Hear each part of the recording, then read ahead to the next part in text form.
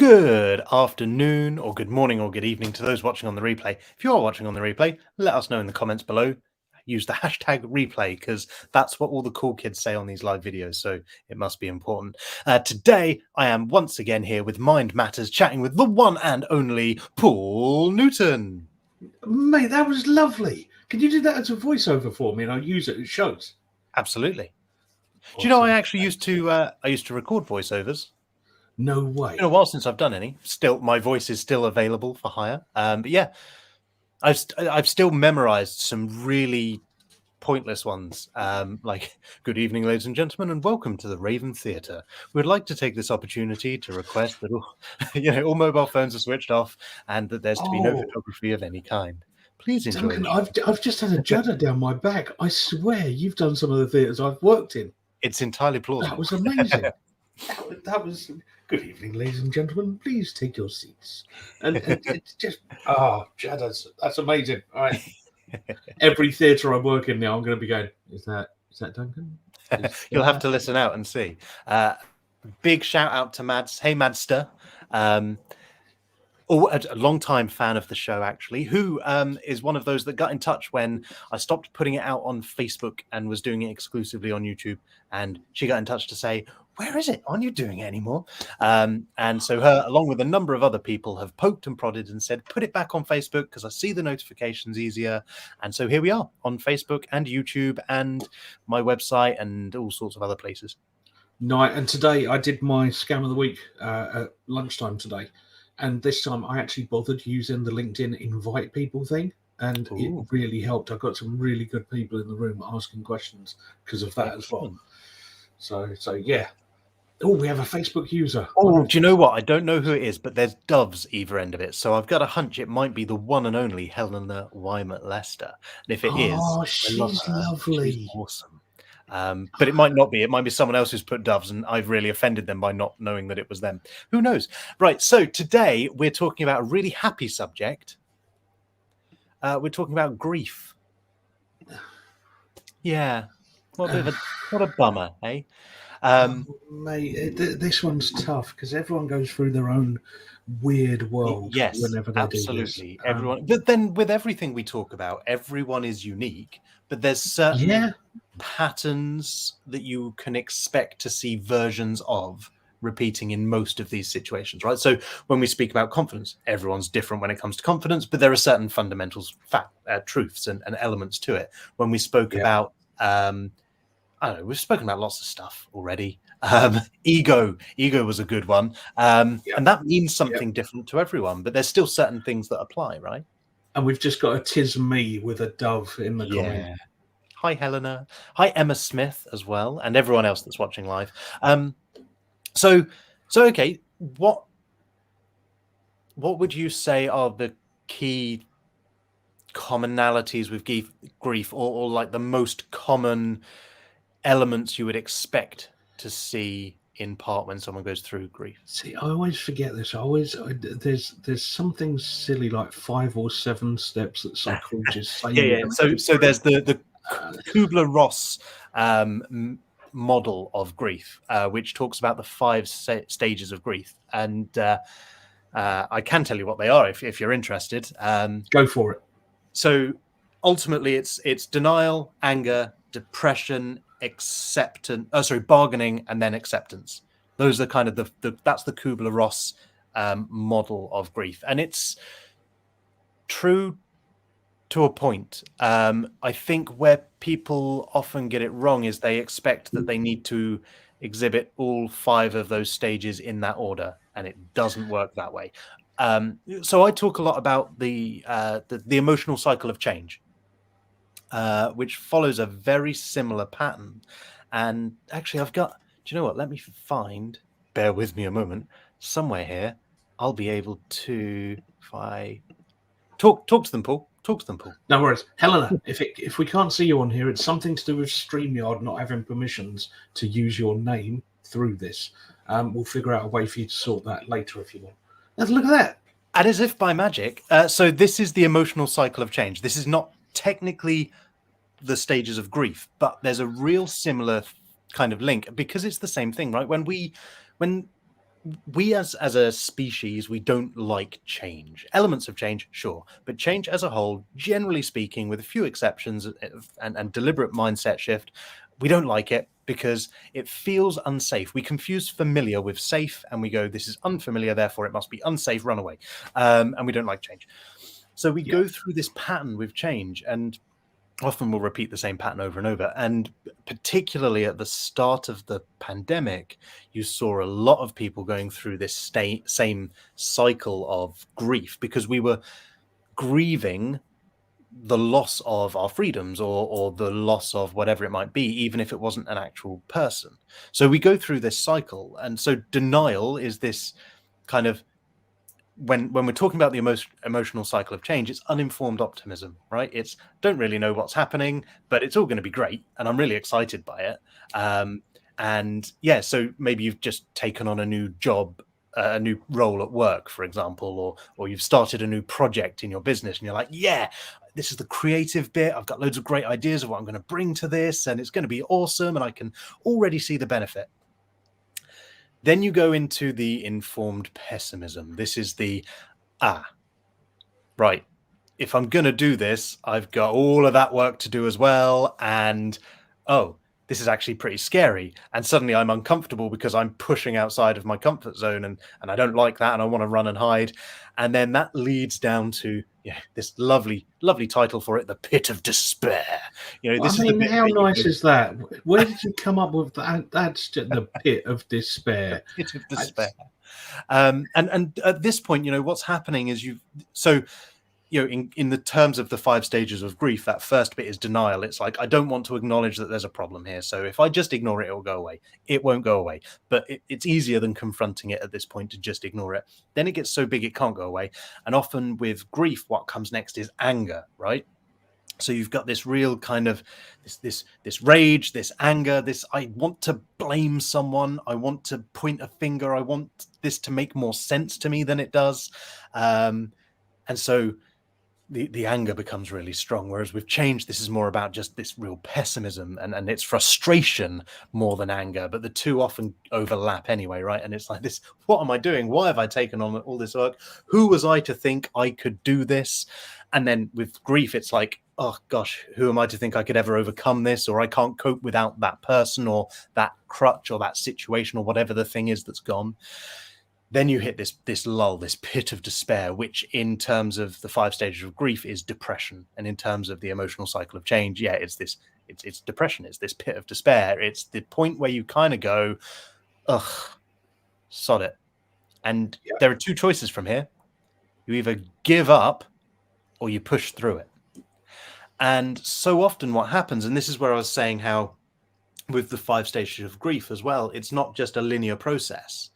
Actually, quite often people go, uninformed optimism, it's going to be great. Oh, I'm not so sure. Why did I do this? Ugh, why did I do this? This is ridiculous. I give up. Everything's horrible.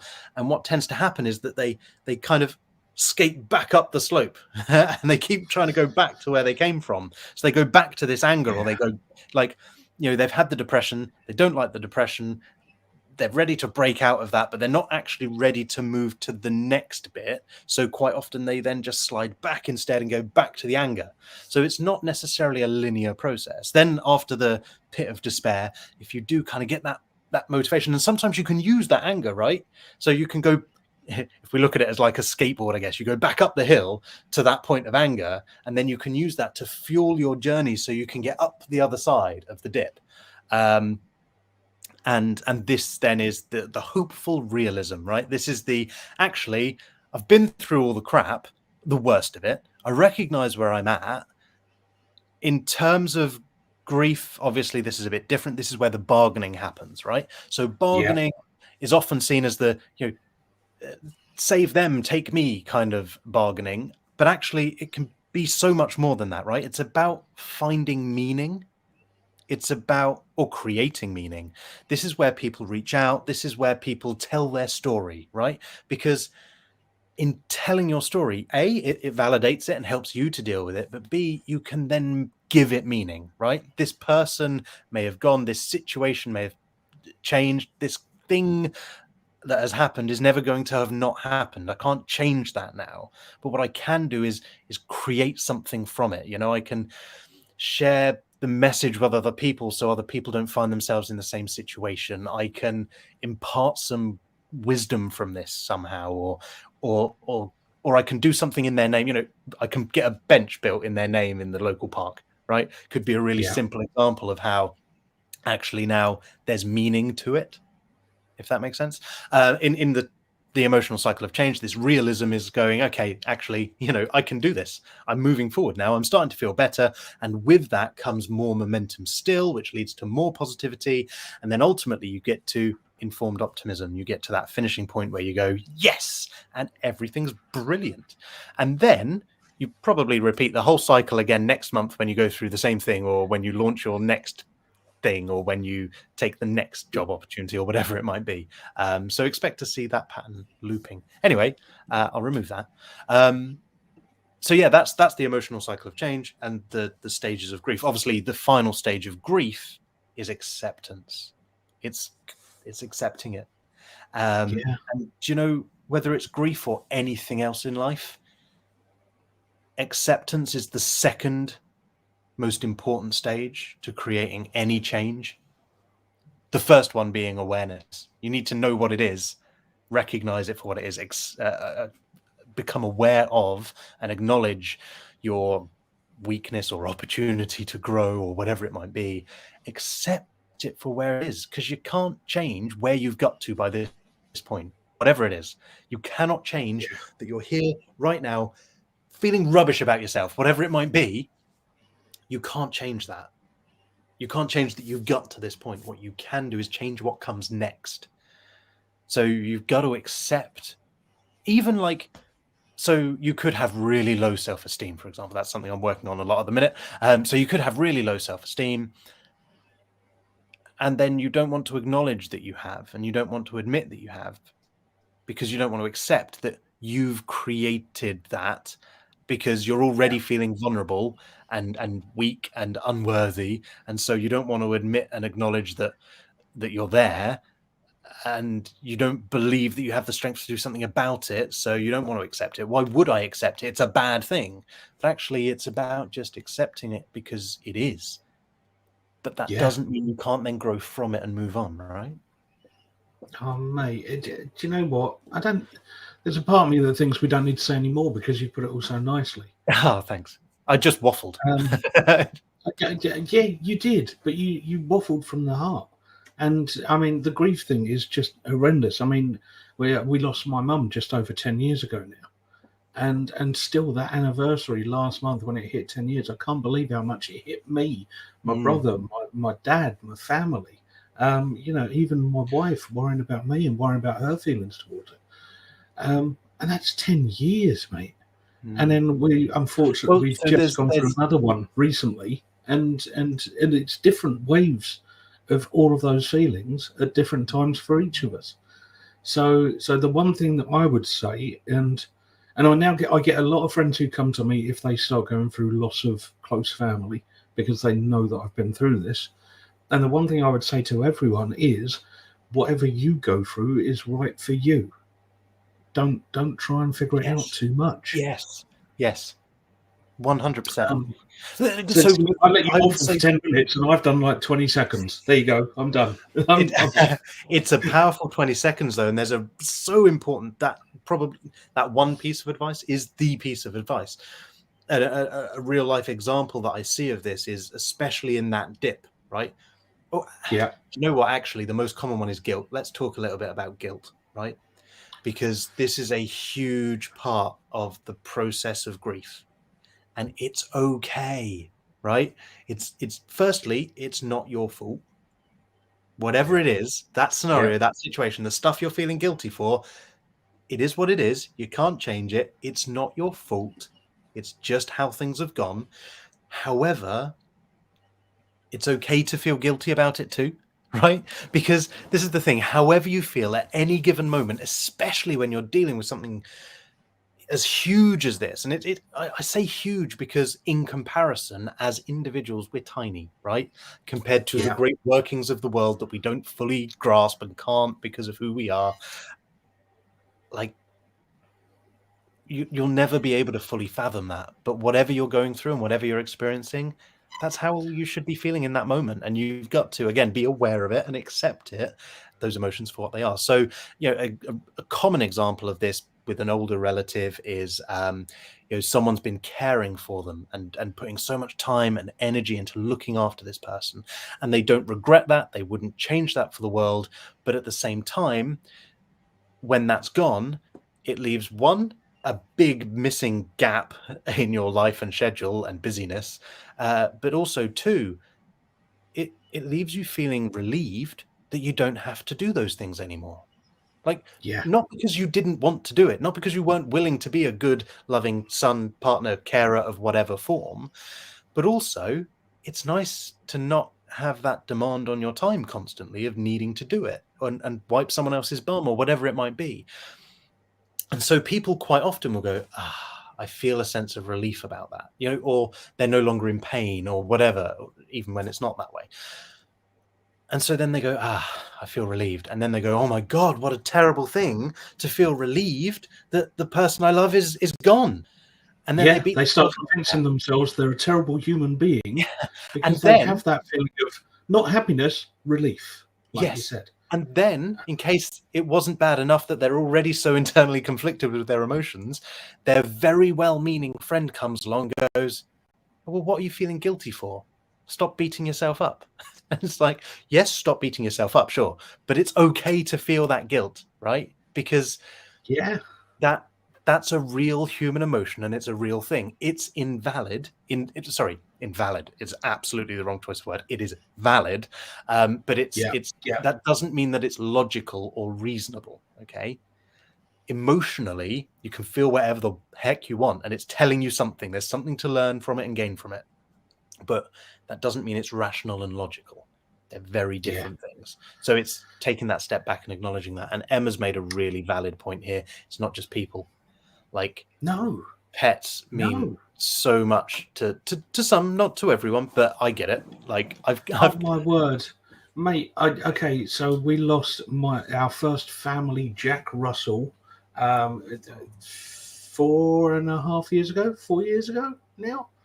And my daughter was 8 at the time, 8 coming up to 9. And to see her go through the first real grief she's had with this pet that had been with her whole life and was one of her best mates, and for me, he was the protector of the house. If I wasn't about, he'd protect the house. Even if I was about, he'd alert me to anything. He was a full-on part of the family. I don't care what anyone says, he was part of my family. And just honestly, Emma, seeing my little girl break to pieces because our pet had passed away, while I'm trying not to break because I need to help her get through it. My wife's trying not to break because we're trying to get our daughter through it. And you almost do this as good parents. You almost do this thing of, we're going to protect you and sod us. We don't matter right now. And we get it. I do get it. But you've got to get some time out for you as well.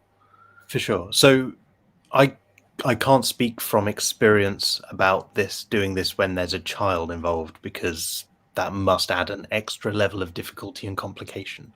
But from firsthand experience, absolutely. Like, I remember being in a situation. So my ex-partner, her dad died, and like, I lived with him at the time. I was the one that discovered him and dealt with all of that stuff, and it was a massive impact. But the worst part of all of it, completely unexpected and a really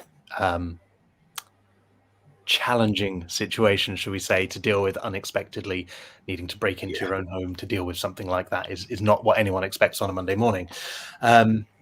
So doing that and dealing with that, I would do all of that stuff again if I didn't have to do that bit where I sit down and break the news to his daughter, right? That was by far the hardest part. And of course, quite rightly and understandably, she just needed to be doing what she needed to be doing, right? I absolutely, to an extent, was instantly in the position of, yes, I need to be strong for other people. I need to put on this coat and do this thing.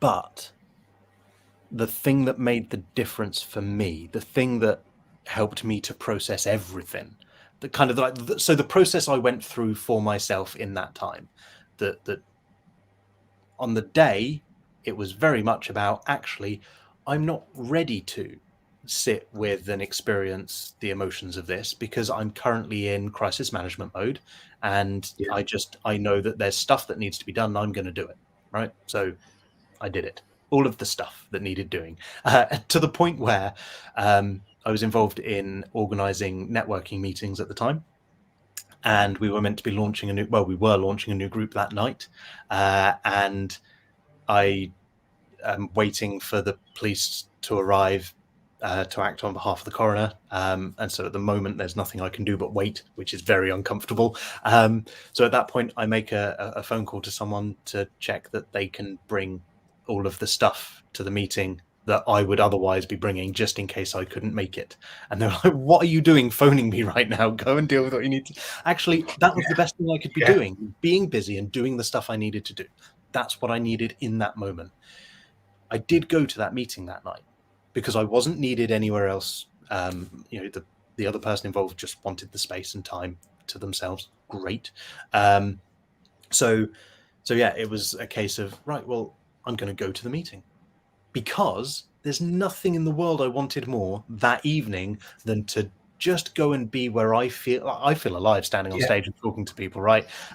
Meeting new people, mixing with people, catching up with an old friend that was coming down from up north to visit because it was the launch of the meeting and all of this jazz. So like, there was nowhere I wanted to be more than in a busy place, presenting and putting on a show, putting on that mask and doing that thing. Yep. And I needed that, and it was good, and I enjoyed it. And there was probably there'd be some people saying, "Oh, can't go out and enjoy myself tonight after all of that." No, I just needed to let off steam.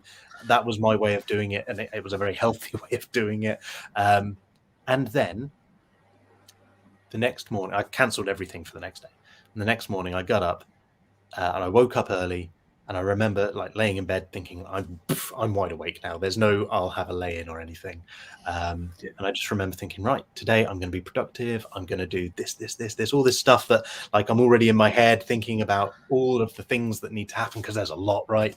And just starting with the very basics of I need to tidy and move the living room around so there wasn't like this big gap where would normally be their space and whatever else. So I get up and I go downstairs, and first thing I'm going to do is a load of washing up because there's a little bit that's kind of piled up over the last couple of days. So fill the sink, and I'm ready to do it. And no, I can't do this. And I sat on the sofa and I just cried. And what I did was I took the time to just let myself feel what I'm feeling, acknowledge it for what it was. Like, it was uncomfortable, but I was okay with that discomfort because it's meant to be uncomfortable, right? And it's not meant to be a joyous occasion. But then there's also danger in that, meant to be and should feel kind of thing. But I just let myself feel whatever I was feeling, and it was horrid. But I cried all I could possibly cry. I was dehydrated by the time I was done. And literally, like, this was 7:30 till about 1 o'clock, maybe a bit after in the afternoon. I just sat not moving other than crying, occasionally thinking, oh, I might be better. No, I'm not. And carry on. And then at 1:30, I was like, right, I'm done now. I'm done with that. Now, I'm not saying that's it. Hey, I've gone through the stages and I'm all fine now. But at that point in time, I was just, this is not getting me anywhere. I've felt what I needed to feel. I've acknowledged it. I've embraced it. I've released that I can release. And right, what's next? And so I started doing the housework. And I noticed, because I kind of did all of this stuff before I even realized it. And I noticed at one point, hang on a minute.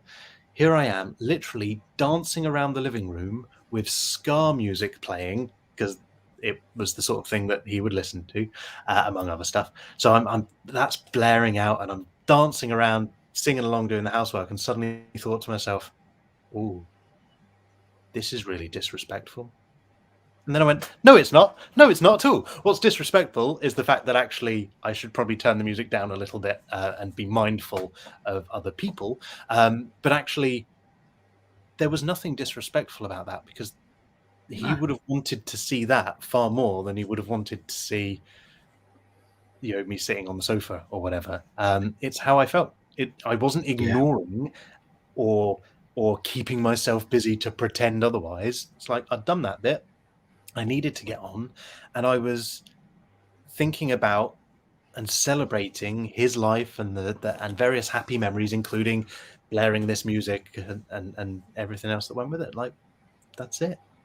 And Mate, and do you know what? It amazes me still how right. I used to have the feeling guilty when I had fun. If I mm, was with my daughter and yeah, we did something that was just belly laugh, and then I'd suddenly go, how can I be laughing and smiling and having fun when I should be going through this grief process? And you then feel guilty about that. And still today, every so often something will happen. I'll be walking around the shops and I'll see a teddy bear, okay, and I'll think my mum would love that for her collection of teddy bear. mm, You can't buy it for her. She's not here, and this is, like I said, 10 years on. So whenever it does hit you, the best you can, just try and admit to yourself that you must have loved those people to bits if you're still thinking about them. absolutely. And like you mentioned this before, that there is phases. It will come back up at various points, and you know, Yeah, your way of saying you go back into that little swing, that little yeah. dip, you go back into it, and then you're going to go, actually, we're good. We're okay with this, and you carry on a bit more. And the And key thing yeah, is acknowledging and recognizing that it's there, so that you can move on from it. You've got to have that yeah, awareness and that acceptance, that they're so key in anything, but especially in this. But yeah, like you mentioned phases.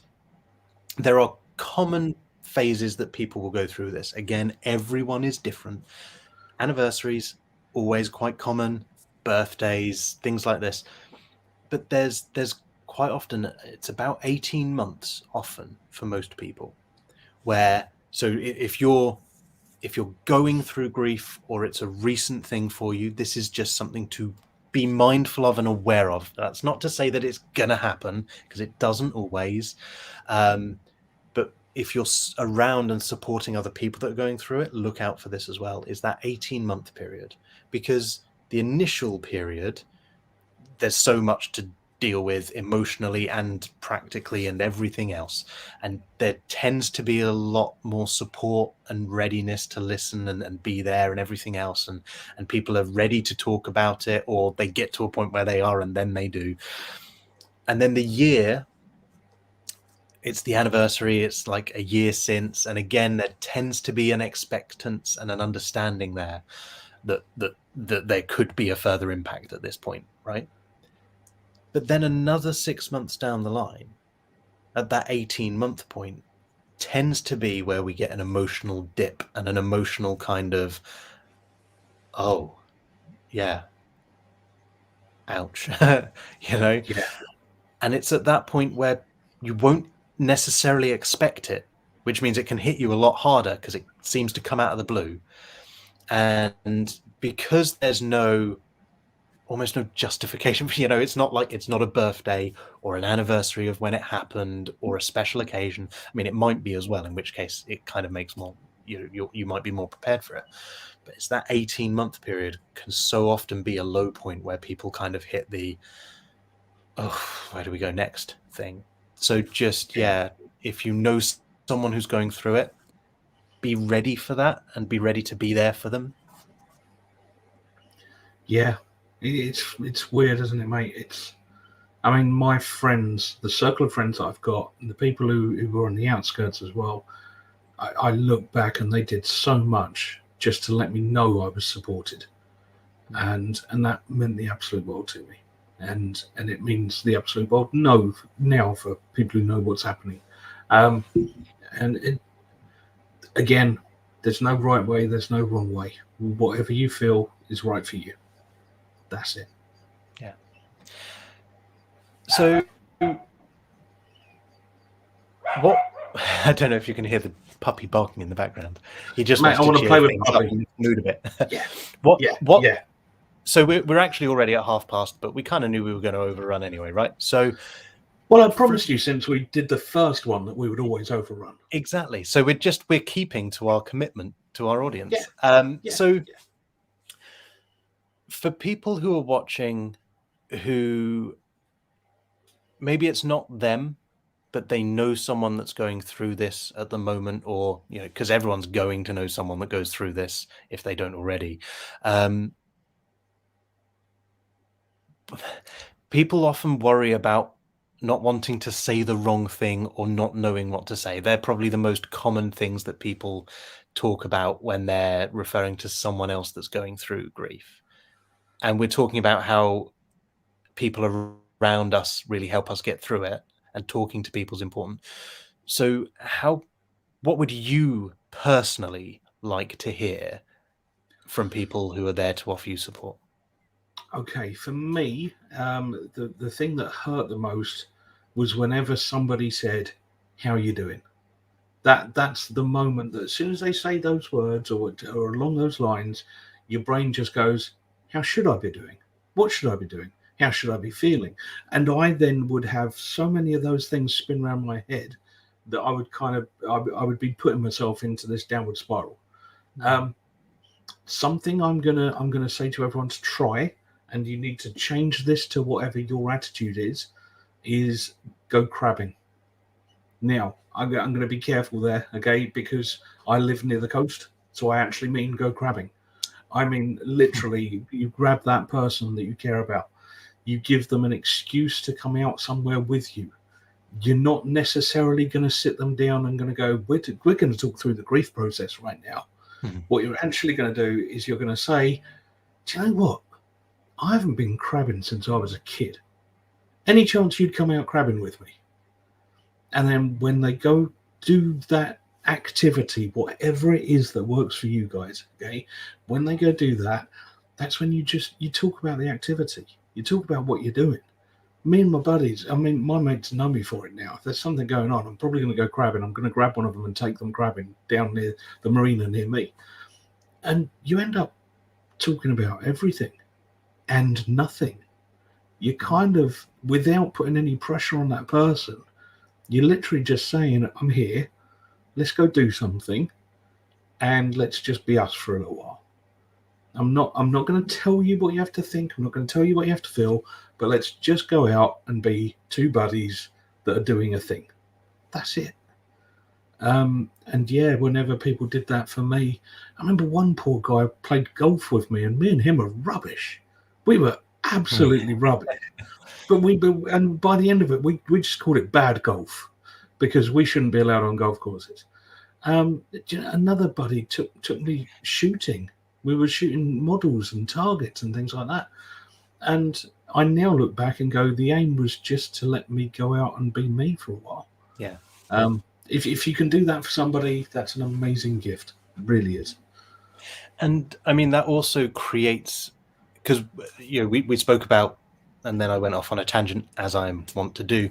No. But we spoke about it must be tough when there's a kid around, but it's another way of creating space. This is what it's about, right? Just create space for that person to be and do whatever it is they want or need to be and do in that moment, right? That's it. And so if you're going through it, make that space for yourself, create that space. You don't have to use it to sit and cry for 6 hours and then do the housework for the rest of the day. That worked for me. I'm not saying you should do that. It sounds like a really dull way of doing it, if I'm honest, but it worked. But just listen to yourself and create space to listen to yourself and do whatever it is. That may be letting off steam. It can be going and doing something really fun. That's allowed too.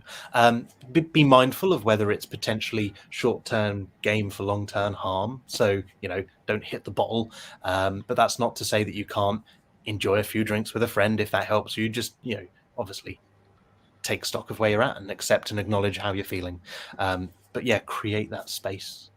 Mate, that's spot on. Down there where I live, there are so many great crabbing spots, it's unbelievable. But if you can pick one that's got a nice cafe nearby, or even got a nice pub for a lunch nearby, and you can sit and you can chat and you can do stuff and you can be friends, and you can go, do you want a cuppa? Should we go for a cuppa now? Look, we've been out here in the cold for it. Let's go grab a cuppa.